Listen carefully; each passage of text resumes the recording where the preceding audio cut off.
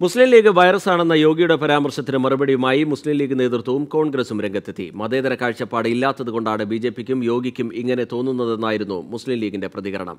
യോഗിയാണ് യഥാർത്ഥ വൈറസ് എന്നായിരുന്നു കോൺഗ്രസിന്റെ മറുപടി. ആദിത്യനാഥിന്റെ വിമർശനം പൂർണ്ണമായും തള്ളിക്കളയുന്നതായി സിപിഐഎം വ്യക്തമാക്കി.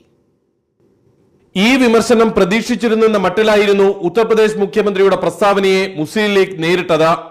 യോഗി മതേതരമായി സംസാരിക്കുമെന്ന് കരുതുന്നില്ലെന്ന് കുഞ്ഞാലിക്കുട്ടി. അദ്ദേഹം ഇത്തരം പ്രസ്താവനകൾ ഇടയ്ക്കിടയ്ക്ക് കൊണ്ടിരിക്കാറുണ്ട്. അത് അദ്ദേഹത്തിന് തന്നെ തിരിഞ്ഞു കുത്താറുമുണ്ട്. ഇതും തിരിഞ്ഞു കുത്തേയുള്ളൂ.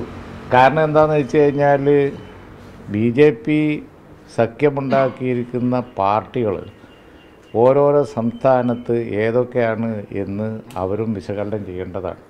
ലീഗിന് പകരം കോൺഗ്രസ് വൈറസായി വിശേഷിപ്പിച്ചത് യോഗി ആദിത്യനാഥിനെ. ഉത്തർപ്രദേശിന്റെ വികസനത്തെ ബാധിച്ച വൈറസാണ് യോഗി എന്ന് പാർട്ടി മുഖ്യ വക്താവ് വിശദീകരിച്ചു. भोगी आदित्यनाथ नाम के वायरस ने उत्तर प्रदेश के विकास को हैंग कर दिया है. उपचुनाव में जनता ने उस वायरस को ठीक करने की कोशिश तो की. लोकसभा चुनाव में वो वायरस बिल्कुल ठीक कर देगी.